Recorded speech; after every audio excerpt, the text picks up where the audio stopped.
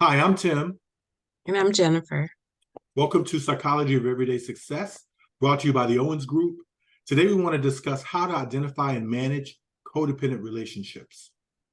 But before we get started, we want to remind you that immediately following this broadcast at 3:15 p.m. Eastern, we'll be hosting a Facebook Live session where you can join the conversation, ask questions, make comments, and receive immediate feedback live. You can find us online by going to Facebook and searching Psychology of Everyday Success Group. Hope to see you there. So, what is codependency? Well, according to Mental Health America, codependency is a learned behavior that can be passed down from one generation to another. It's an emotional and behavioral condition that affects an individual's ability to have healthy and mutually satisfying relationships. It's also known as relationship addiction, because people with codependency often form and maintain relationships that are emotionally destructive and or abusive. Okay. So there are usually two roles in the codependent relationship. There's the role of the dependent and the role of the caretaker. The dependent role is when the person in the relationship is overly dependent on the person in the caretaker role in a very unhealthy way. So they may tend to be almost always continually in need of something from the caretaker. They tend to exhibit like a learned helplessness that is almost always required that they be rescued with some sort of urgent problem or concern that will produce dire consequences for them if no one rushes in to save them. Their lives tend to go from one crisis to another, and they tend to usually believe they just have bad luck. When it's true, it's what's really true is that if a crisis is happening, it could have been avoided with better planning and decision making. The dependent tends to be needy and to some degree enjoys being rescued by the caretaker. They tend to always want to feel loved and cared for in these kind of relationships. Yeah. The caretaker role is the other role. This person is the one who's usually overtly involved in the other person's life. The caretaker seeks the crisis is being caused by the dependent person. And as a result, they tend to feel like it's your responsibility. You need to manage and resolve it. They step in to rescue the dependent person again and again because it helps to mask their low self-esteem. If they're continually helping to resolve someone's crises, they don't have to spend much time thinking about their own lives and the issues that need to be resolved. The caretaker gets like an adrenaline rush when they take on the latest crisis of the dependent. Once the crisis has been resolved, the caretaker experiences a dopamine rush, and it makes them feel like, wow, I've helped save the day. Yeah. And so, along with the gratitude that they get out of that, the words of affirmation and watching things unfold, they tend to also lack the ability to establish and maintain healthy boundaries. They usually need to feel needed.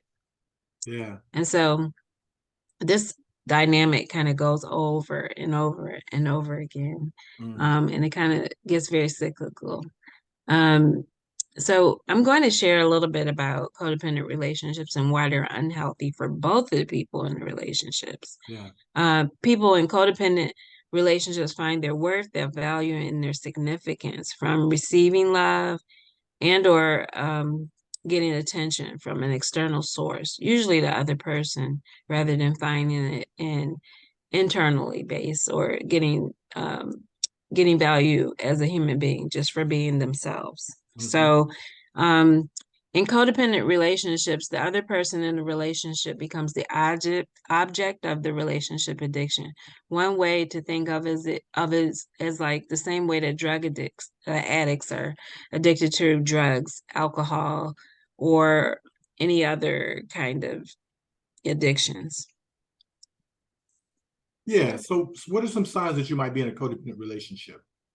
Well, one sign is that you often get into crisis-oriented situations that you can't quite figure out how to manage and resolve effectively, and you need to be rescued on a regular basis. So another sign that you might be in a codependent relationship is that you're often called upon to rescue the other person from crisis-oriented relationships that ultimately likely could have been prevented with better planning and decision making. Third way that you might sign that you might be in a codependent relationship is that one of you doesn't really respect the other person's boundaries and tends to think that he or she knows best, is more competent at decision making, and tends to manipulate the other person until they get what they want, especially when there's a disagreement. A fourth sign that you might be in a codependent relationship is that one of you often feels drained by the constant drama of the other person. A fifth sign that you might be in a codependent relationship is that one of you tends to feel like the other person easily becomes jealous, insecure, and tries to separate you from the other significant relationships in your life, like family, friends, even children, so that they can have the majority of your time and attention. A sixth sign that you might be in a codependent relationship is that one or both of you don't feel like you could live without the other person. That's not healthy. I know that's romanticized in the movies, but that's not actually a healthy way to approach a relationship. You should both be able to live independently without each other. You may want each other deeply, but you should be able to live without each other.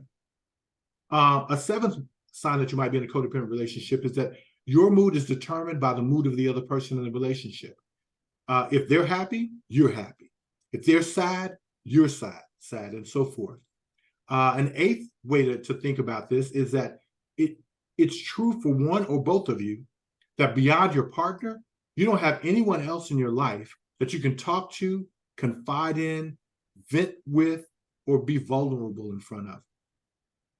And then the ninth thing to consider in this regard is that there's a very significant power difference between the two of you within the relationship.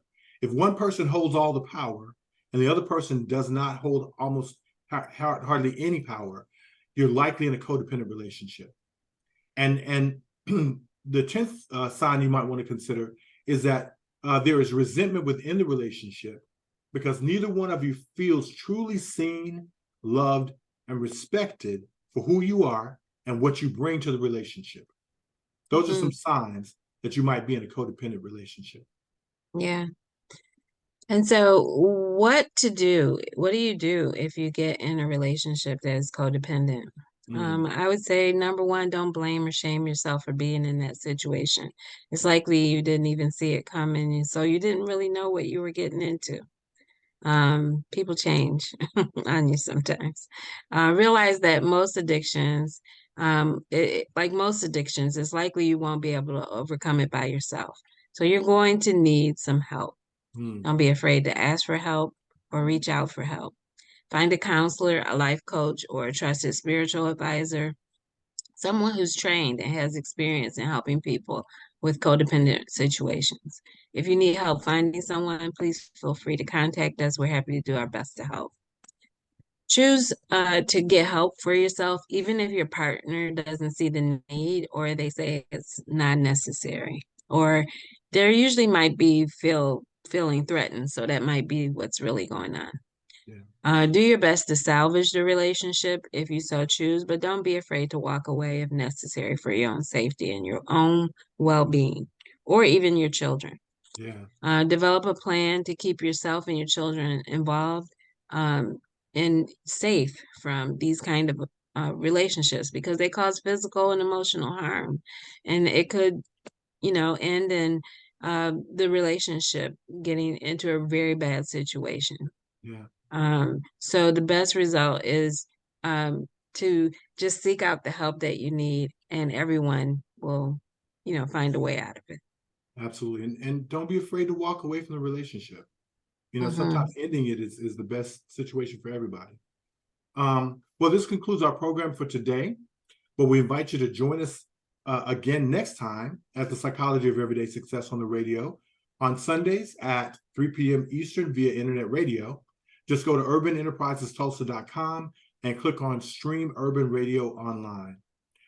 For a more in-depth discussion, find us on Facebook Live, immediately following the radio show by going to Facebook and searching Psychology of Everyday Success group. We are Psychology of Everyday Success Network, helping you become your best self so that you can live your best life. Join us. Join us. Take care.